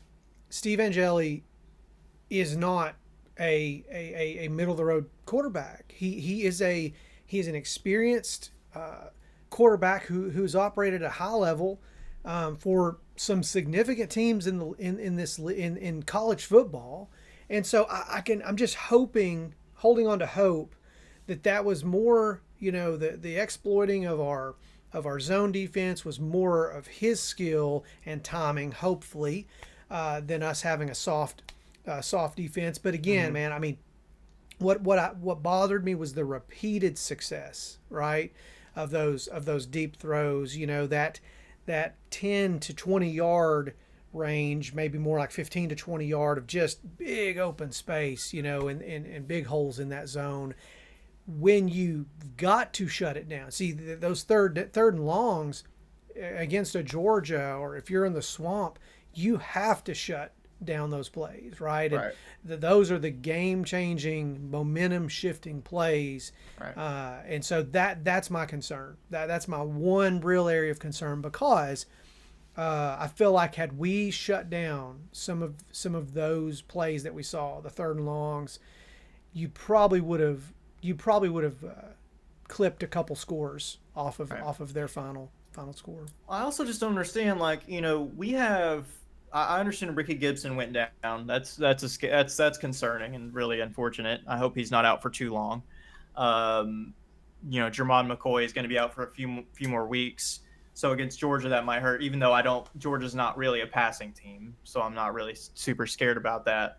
At least, of course, I didn't watch their game. Right. Gunnar Stockton might be better than I think he is. So I'm Mm-hmm. kind of speaking out of ignorance here, but Sure. um, you know, you've got Colton Hood. Colton Hood's incredible. Clearly, Oh, he's showing that he's so very impressed. capable. Ty Redmond, the true freshman who Mm-hmm. has earned, SEC. Well, no, actually, that was Braylon Staley, not Ty Yeah. Redmond. But Yeah. I think he should have earned SEC Freshman of the Week honors. Right. Is really good. Just play man. Yeah. Go man to man. I I, don't know why. Like, why are we scared? If especially with this offense we have, yes. why are we scared about if Colton Hood gets beat by Jonte Cook for a 50-yard receiving Right. touchdown? Okay, He got beat. okay. But also you're daring Steve Angeli. You're literally saying, okay, Steve Angeli, we believe you can hit any throw you want to. So go ahead and Sure. just hit us for 20 yards. We'll give you this first down on fourth and Yep. 10. Yep. Instead of saying, hey, we know you can't run, so Right. we're going to play man. And if these guys Yep. are covered, you're either getting sacked or you're going Mm-hmm. to try and force one down the field, and we'll That's let our right. ball hog DBs go get it. Why Yeah. are we playing soft zone on third and fourth and 10? And this is Yeah. something. It's the biggest complaint that we've always had about this dang defense Yep. is that we play. Why are we on in big time situations? We're playing this zone like we don't want to get beat over the top. It's like, no, if it's fourth and 10, let them take a 70-yard low percentage bomb. That's right. I'd rather that 1,000 times 100. than letting 100%. a game manager quarterback Yeah. hit an easy zone bubble 25 yards down the field. Listen to this right here. Syracuse receiving, okay? Let's see. They had, okay, I'm just going to go down the list. I'm not going to say the player names. I'm just going to go 6 receptions, 58 yards. 5 receptions, 55 yards. 3 receptions, 50 yards. 3 receptions, 40 yards. 2 receptions, 33 yards. 2 receptions, 29 yards. Longs of 29, 20, 23, 28, 26, 21. Yeah. If you're at Can't let all, them cut you up like that. yeah, if you're at all You good cannot do with that. division, if you're good at basic math, you start realizing everything you just read does not equate to a whole lot of 4 yard, 6 yard, 8 yard receptions. It's limited receptions and a lot of big numbers. To your point, Right. that is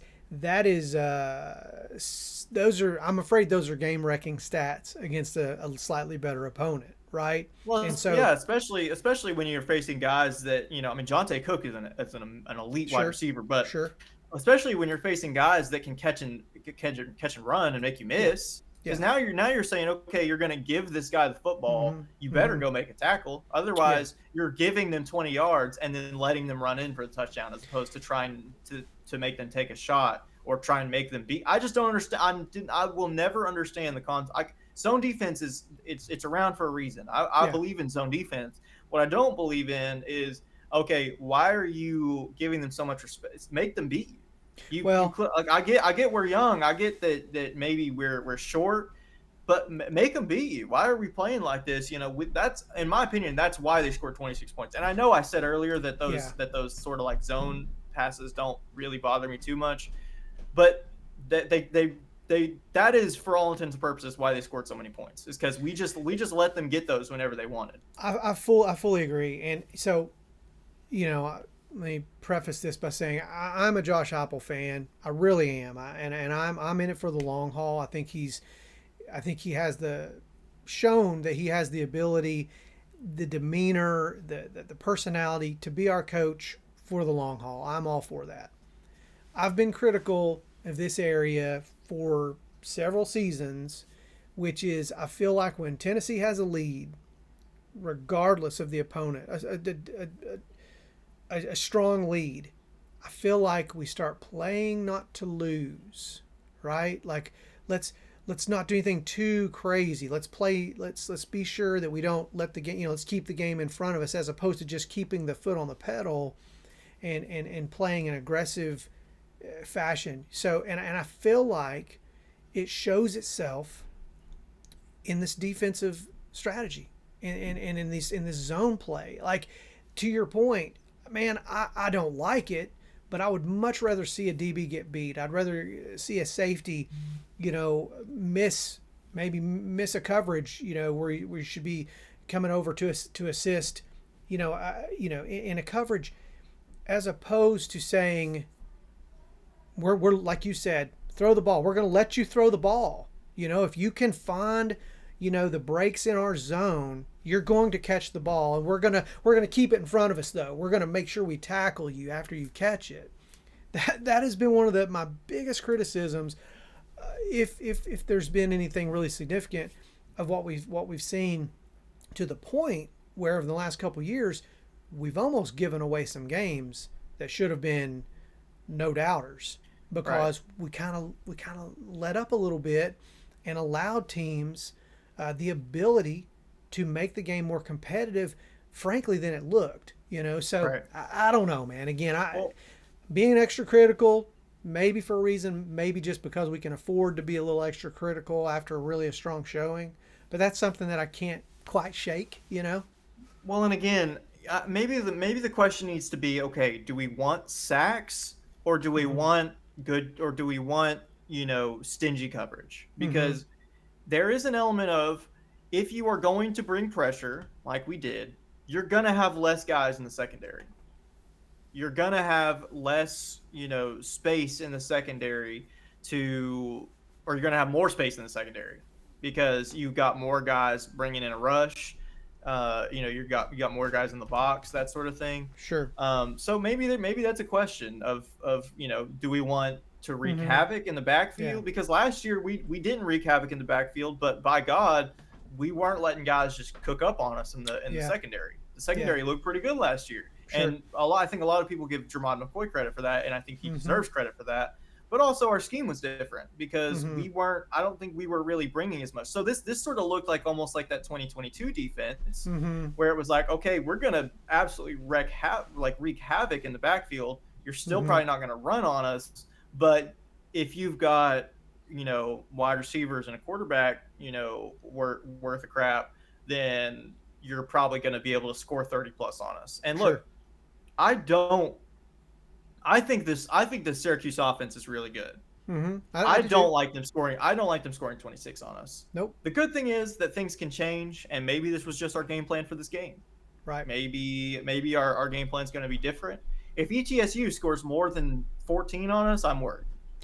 Again, I they've got fully they've agree. got good quarterbacks, Fully agree. but But again, Syracuse had 300 and over 370 yards of offense, right? And so that's a scary number. Again, there's been a lot of games won through college football history, and certainly in the last decade, with less yards than 370, right? That can be a significant amount of, if you can capitalize, on scoring. That's enough offense to get points on the board if you can get in the end zone and do what you need to do. So that is concerning a little bit. But again, I don't think we can take away, like we've said multiple times, Steve Angeli's a good quarterback. Syracuse is not a bad team. They're absolutely 8-9 win team, maybe better, right? In their conference, it'll be interesting to see.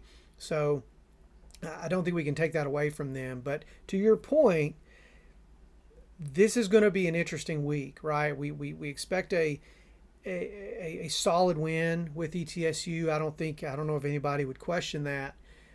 How dominant, right? How dominant will the defense be? I'm not even worried about the offense. We're going to score some points, um, regardless. How dominant can the defense be this right. week? And what will that show us?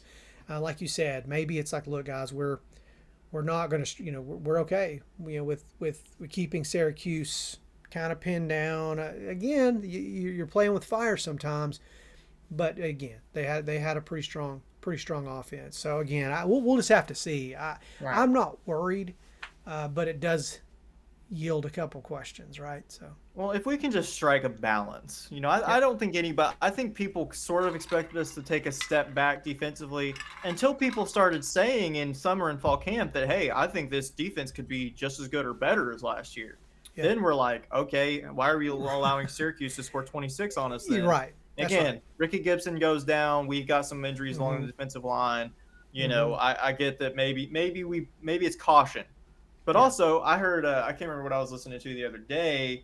I think it was like the VolQuest podcast where Austin Mm-hmm. Price was talking to somebody who was like, Josh Heupel never wanted to be a defensive team. Like Mm-hmm. he wants to be offense. And I Right. think maybe last year, maybe they shifted the defensive, their defensive psychology because they knew the offense wasn't going to be that good. Yeah. Maybe this year we let people not let people, but maybe this year Sure. we say, hey, we'll let people score 20 to 30 on us, but we're gonna create, because again, we didn't create a lot of defensive turnovers Mm-hmm. last year. This Mm-hmm. year, this game we had two. We're Mm-hmm. gonna create turnovers. We're gonna give our offense short fields, and we're gonna go score some damn points. Yeah. And if they score, if Bama wants to score 30, that's fine because we're gonna score 42. Sure. Like Yeah. that might be their mind. I don't know because I'm not in that war room with the Yeah. coaches. But I would just, my question is like, why not just like have last year's defense and also this Mm-hmm. year's offense? Yeah.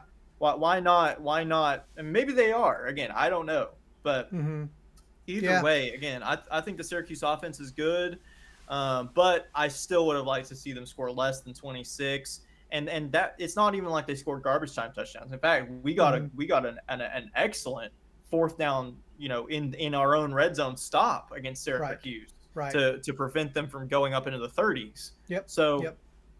I mean, again, I mentioned earlier the thing about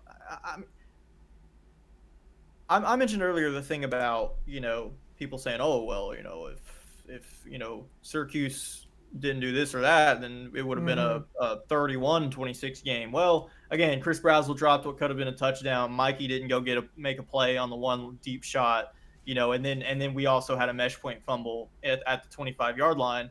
So this could have been a 61-26 game. Even if Sure. Syracuse does go and score 34 or Mm-hmm. 33, we're Yeah. scoring 60 plus. So yeah, there's always going to be what ifs, Mm-hmm. but I don't know. I would like to I just would like to see us be a little bit more stingy than we were on defense. And you mentioned the fact, the kind of idea of lifting off the gas. That was Mm-hmm. sort of everybody saw it. And Josh Yeah. Heupel even said it after the game. I felt like we didn't bring that intensity for 60 minutes, Sure. which was Sure. obvious in the game. Yeah. Now, I also thought that the play calling lost its intensity. So I don't Sure. really want to, like Josh doesn't throw his players under the bus, but like, okay, Mm-hmm. like Josh, why are you like you gotta include yourself in this, Oh or yeah. Halsley or whoever, because it was weird because in the middle of the game it's like, yeah, we lost intensity.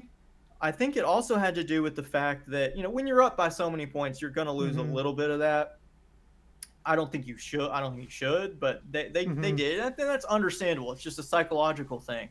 But also, in the middle of the game, we kind of like thinned out the playbook, but we were still Yeah. running really fast. Yeah. So it's Yeah. like, okay, well, why are you okay? You're calling more conservatively, but you're still Mm-hmm. having them go fast. Sure. So there's not any wrinkles. So you're playing a more vanilla offense that's going to not run down any clock. Syracuse And gets a stop. They get the ball back, they and get the now our ball back. defense is gonna. Our defense was just out there 45 seconds ago. They got to Yeah. go back out there.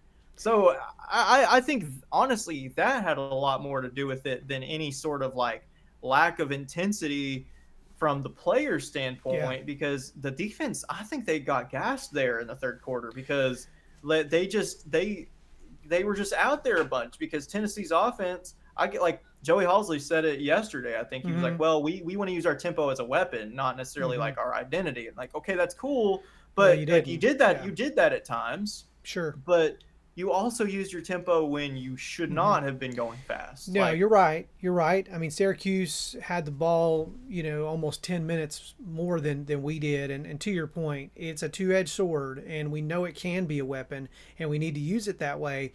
But certainly, second half, like you said, I mean, use the clock.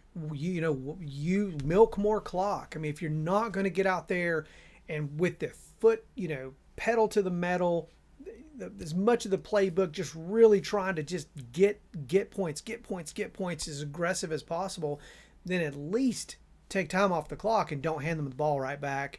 Because right, again, at some point you keep giving a team a ball, and inevitably they're going to get some points, as Syracuse did.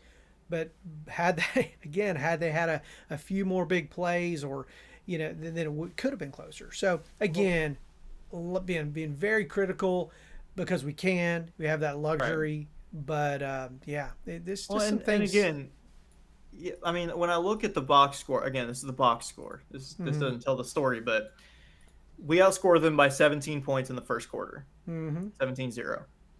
Then second quarter 14-14, third quarter Right. 7-6 us, Right. fourth quarter 7-6 us. I don't like that at all. No, I don't I don't either. like the fact that if they had managed, if let's say we tie 7-7 in the first quarter, we win by It's a two different points. game. Yeah, it's a It's different I mean game. we I just don't like that we let them. Whatever it was that caused Mm-hmm. it, whether it was offense, Yeah. defense, lack of effort, play calling. I don't like that we let them hang with us in the Sure. final 3 quarters. Yeah. I just don't. I don't like that we did that. I don't care But if it was and that's intentional yeah. or not. And that's what it felt like, right? It wasn't like, oh man, Tennessee's just scrapping. Oh, we're scrapping, really having a hard time. It felt like we were letting them hang with us, right? And Hmm. so again, the tone. I'm hearing the tone of our discussion shift a little bit because you and I both are thrilled and excited and pumped up about Saturday's performance, right? Like it was great to the point where we feel like we shouldn't have let them hang with us. Right. That's what's a weird dynamic. So Right. it's not that, oh man, whoo, we squeezed one out. At least we got that victory. No man, I felt like we were dominant yet, right? There's the yet. What are those little Right. things? Whether it's you know play calling, whether it's in player intensity, coaching intensity, being cautious, whatever it is, it would be really nice. I mean, a win's a win. I will take it. I know you will too, and I know the team will. Yeah. But you'd like to experience those wins sometimes in a little bit different fashion. That's just all it comes Well, down to. and again, I mean, it doesn't have. It's not like this is going to be the story of every game. I mean, you talk about people point to the '98 season and how we opened that game against Syracuse, and it was a very close game, and many games were close that season. Um, think identity changes throughout the year. Things change throughout the year.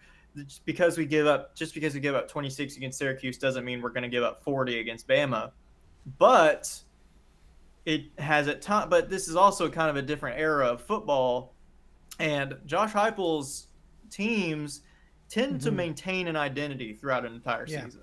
They Mm-hmm. tend to not adjust a whole lot throughout the season. Mm-hmm. Like you could say in 2022, we go to overtime against Pittsburgh, and it's like, Mm-hmm. okay, well, we're going to overtime against Pittsburgh, and then we beat Florida and Bama, Right. and all that.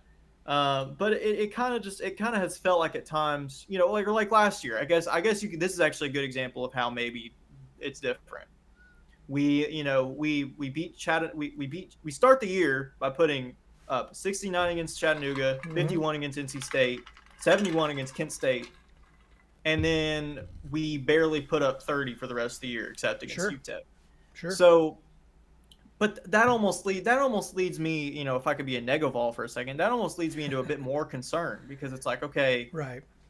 we're putting up fit. It depends on who Syracuse is. Again, it depends on who Syracuse. Because again, last year they were a 10-win team. They had a Right. lot of turnover. Right. They could still be a 10-win team. That's We just right. don't know because they We started don't know. unranked.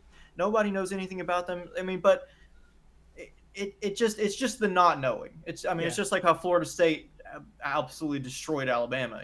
Right. Does that mean Alabama's bad, or does that mean Florida State's great? Now Right. Alabama looked really bad. I mean, there's some fundamental issues on that team, but it's just, I think that's the thing is it's really hard to just sit here and that's why the conversation can shift from, oh my gosh, we're so excited, to, oh, I'm Sure. kind of scared now, because it's just the not knowing. Nobody That's knows right. until No. No. until we get in the stadium and get face mask to face mask against the Right. Bulldogs. We're literally going to have no idea about how this team looks. And even still, we talk about moving goalposts. It's only natural because if we beat Georgia, all of a sudden Yeah. we go, okay, is that because we're good, or is that because Georgia's Exactly. not great? No. You know, Exactly. it- so we'll see. That's the fun of pontificating, right? We do know there's a lot we don't know. Again, Right. a lot we do, a lot we got to see, and the last thing I'll say about it is maybe, you know, Heupel offensively still wanted to somewhat ease into week one with Joey Aguilar. I mean, Oh, so I'm again, sure. as I'm sure. great as he did, maybe if Tennessee was to replay that game this week, same teams, maybe we put up 60 plus, right? Right. Maybe Heupel says, "Hey, let's go. Open the gate. Let him out. Let's do this. Let's throw the book." But again, there's also that strategy we've talked before, and I don't know how much coaches do this. I know they do some. Like you're obviously not going to see the most creative Tennessee offensive scheme against ETSU the week before Georgia, right? You're not going to show too many cards. I don't know how much of that strategy goes into week one against a Syracuse, who was a 10-win team last year. Yeah, you don't go in there fully bridled, but you also don't maybe show all your cards. You've got your new quarterback that's still, though effectively, still learning the system. So, again, kind of hard to say exactly what balance. Again, we can only try to get inside of Heupel's mind. But I will say this: it looked fun. Right. Post game stuff. You seeing these faces, seeing Heupel, dude. I think they're having fun this year, Mm-hmm. and I think that that's exciting, man. It just, I mean, not to say it wasn't fun last year. I'm just telling you, it felt different. It's those intangibles. You see the, I don't think it was fun last year. I didn't yeah, there I was, didn't yeah, have fun watching that team most of the time. right, right, yeah, I mean, the defense was fun to watch, but mm-hmm. it was frustrating because I mean, obviously that offense did not do more than they did. So I'll probably be watching. I'll probably be watching the UConn Syracuse game this Saturday Yep, at agreed. 11 Central, just to see how Yeah, UConn how do won they their look? first game. If Syracuse puts the beat down on UConn, then I Makes feel you a feel lot good. better about our win, even though it's just UConn. I know. No, I I'm feel a with lot you. better about that. So Yeah, I mean, if they struggle, win by 3, win by 7, win by 10, you go, eh. But yeah, to your point, if they come out and put the beat down on UConn, you go, okay, this is the team it felt like they were. So, yeah, I know people any are upset about like why aren't we ranked above Alabama? Why are we sure, only still ranked 22? I think yep. that's fair. We didn't. I I mean, no, again, nobody knows anything, and again, no, Bama. I get that Bama didn't look good. That Florida State team is better than is that Florida State team is good. Like I it's thought they we looked didn't good. know I how they thought, were going to look. yeah, They're good. Like they deserve they deserve that. I fully agree. They're reminiscent of the Florida State of my youth, which was like back in the heyday of Florida State, Miami. Dude, they looked fast to me. They looked like an old, fast Florida State, Miami type. They just looked fast, man. They were playing Yep. at a different speed at times. And again, to your point, a lot of unanswered questions. And I love it. Oh, I love Vol Twitter. People getting so hurt that Bama's ahead of Tennessee. Like you said, do I agree with it?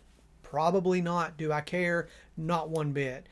We keep winning games, then it'll take care of itself. It Period. certainly Right? changes the picture of the game against Bama in Yeah. October. Yeah. They've got to play before they play us. They've got Mm-hmm. to play Wisconsin. Mm-hmm. They've got to play Georgia.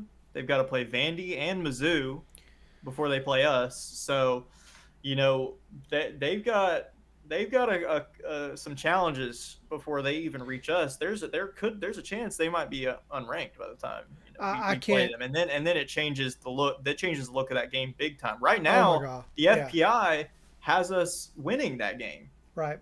Right. So you know we'll see how it plays out. Again, it's just week one. There's just so much left to learn about everybody. Mm-hmm. So Well, week we're just one or gonna have to week, see. yeah, week 1 or week 5. Regardless, I would not want to be DeBoer trying to sleep at night. I can't imagine the amount of pressure that the heritage of that program has got to be putting on that guy's shoulders I and it just in between his ears. Did you see the play? Oh my God! Did you see the play of that defensive back? I'm sure you have. That was just kind of like trotting on that one yep. play. Mm-hmm. That right there. I know Nick Saban is not the god of football. About as close as it gets. True, that play would not have gone down like that if Nick Saban was on the sideline.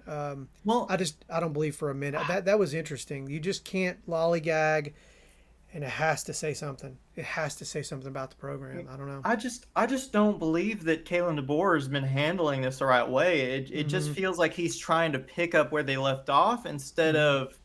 instead of really inserting an identity into the football team. It's like Yeah, he's something. trying to. It's like you don't obviously in reality you're filling Nick Saban's shoes, but you don't have to that doesn't have to be your whole identity. Is filling Nick No. Saban's shoes. Like, look, I am not preying on Bama's downfall.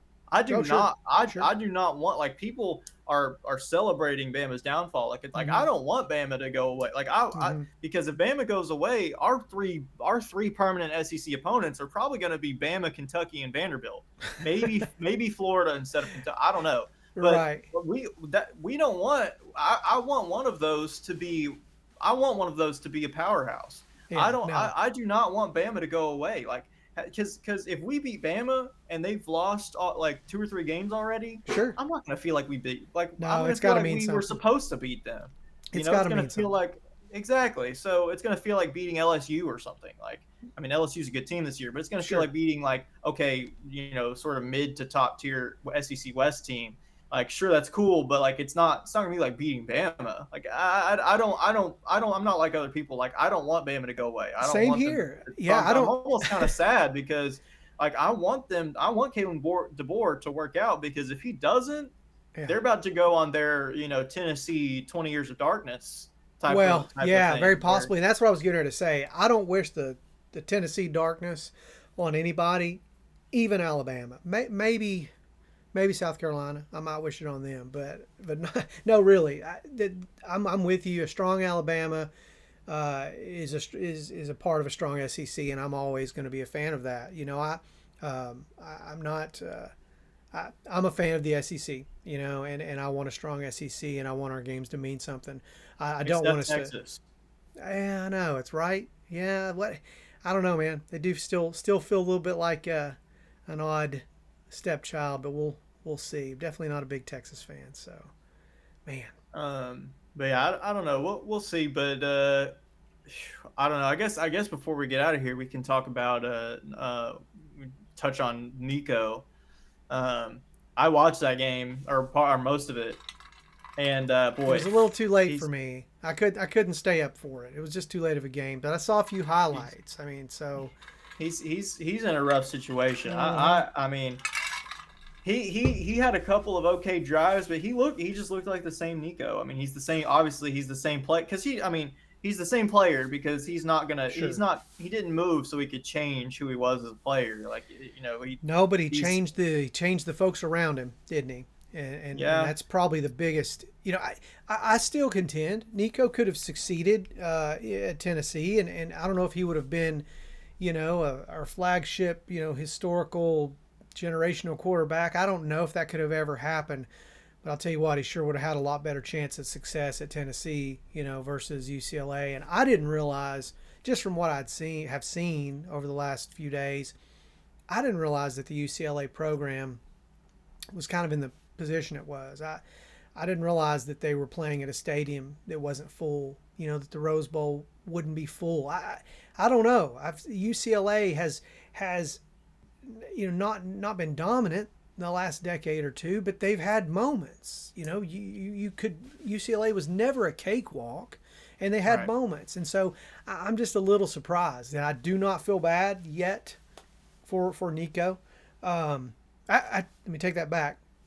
I do kind of feel bad for him. I feel like his father really screwed up his at this point likely his college football career, but I'm not feeling too much sorrow for the situation. But man, it's not a pretty. I don't think he's got a pretty scenario over there. Yeah, well, I think from what I understand, UCLA's lacked a lot of culture and identity over the past few Yeah. years, and their head coach Deshaun Foster's actually started to get some of that back. Hmm. But the problem is the team just is not. It's Yeah. not good. It's not loaded. There's offensive line's awful. Yeah. He doesn't have any weapons around him, Sure. um, and they're probably. I would venture to guess they're probably a 5 or 6 win team this year. Yeah. I do feel bad for Nico. I do. Mm-hmm. I think Mm-hmm. I probably think he was never going to turn into maybe what he was hyped up to be just because Yeah. he just doesn't. Again, he's been the same player. I don't Mm-hmm. think he is full. I don't think he personally is super committed to the idea of like fitting into a program or changing sort of his style of play. Mm-hmm. But at the very least, I mean, I do feel bad for where he's at and the fact that he's probably not gonna. I mean, he's probably going to be one of those guys that will end up making it to the NFL just on pure talent alone. Mm-hmm. I mean, Joe Milton, I mean, I don't want to compare, again, I don't want to compare Nico to Joe because Sure, Joe had sure. far and away a better career than Nico probably Yeah. will. But I mean, Joe was a 3rd-round pick after what probably a lot of people would consider somewhat of a mediocre season in Yeah. 2023. Yeah, So, absolutely. Well, and my final words on Nico, at least for today, it's kind of like in the words of the band Little Texas, it's what might have been, right? Because we've talked. I refer a lot to last year, that lack of excitement or synergy or just that leadership, that the intangibles that just did not feel present. That I think we could taste even this week against Syracuse. So it was just an energy, a synergy, a funness, if I can say, right. for this team. And so to me, it's like what might have been, absent what you can only imagine was all the drama behind the scenes with his dad and with everything, because I don't know that we actually got to see the Nico experience that could have been at Tennessee, right? And that's what's sad, is because the kid's got talent, but I can't imagine it. It seems like there was turmoil going on, things that were just being, just covered up to get through the season. So again, to me, quoting Little Texas, what might have been. That's the sad part. We'll never know what a Nico who is fully bought in, his dad out of the picture, bought into everything Heupel, everything Tennessee, everything let's see what we can do with this could have been. And it is what it is. Water under the bridge. I'm not looking back. I'm excited about Joey and our future current prospects and future prospects. But at the end of the day, I do feel bad for him a little.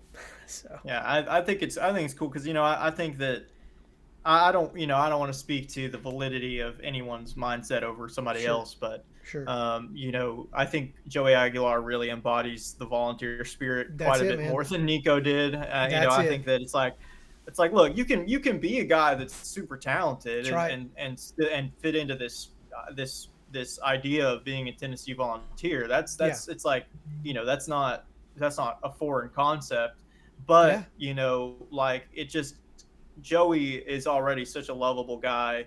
Mm-hmm. His story, how he got here, really, I mean, is Yeah. It our fan embodies. base really loves that sort of story, and Yes. I think that he probably is just that those types of guys are just a better fit for this sort of Fully culture, agree. and I even I mean, we got the #1 quarterback in the country coming in. Do I Right. think he's going to be like Nico in the least? No. I Yeah. mean, Hope not. he's good friends with Hendon Hooker. Sure. He is, from what I've seen, a very kind, very Mm-hmm. humble guy. I think he's going to fit excellently into this culture. Yeah. I hope so. Um, I hope so. And I think you're but right. That goes a long way. And uh, the culture's huge. Like you said, you can be the most talented guy, and also you can be the most humble. So sure. unfortunately, it just didn't work out that way for sure. Yeah, and I never want to go as far as to be like, oh, I knew. There's some people that are No. like, oh, I saw when he practiced in pajama pants that he was gonna. It's like, no, Right. like, shut up. You didn't know Yeah. that. You Yeah. weren't. No idea. You're just retroactively trying to pretend like you knew Exactly. something. Like he could have come in and been the from every you. I know you loved him at one point. I know you said it. You can't walk that back now. It's That's just right. things happen, and Things happen. it's a shame that it worked out the way that it did. I would like him to have a good career, Yeah. but I also I don't want him to suffer in order to spite his father because I don't know if that's gonna Right, if and that's ever gonna be nor how do it we works. want But nor do we want him to have a great career at Tennessee's expense. Thank right, goodness it does not look like that's going to be the case, and we can all have some resolve in that, and actually be pretty excited about it. So, man, this has been so fun. I love being able to sit around the table, talk sports. We've done it for years and years and years. It's fun to be able to do it in this format. I love it, man. It's exciting stuff. We've got a fun game coming up. Hopefully, that's what it's going to look like. Let's try to regroup here in a few days, and let's do a little pregame on ETSU. See where this week's going to take us. It's so hard to focus on ETSU. I mean, is it for you? I mean, are you having a hard time not just peeking through to week 3? Because I am, So, well, I'm certainly peeking through to week 3, but I yeah, I mean, we only get 12 of these a year, I so know. I know. I just look forward to the next Saturday because it means games I get to watch Tennessee. Of course, I want to get to the Georgia game, but not Yep. not at the expense of the UTSU game, because I just want to see this team play ball for sure. No, absolutely. Well, good stuff, Gabe. It's been fun as always, and we will definitely connect soon. Until next time, go Vols. All right, let's go.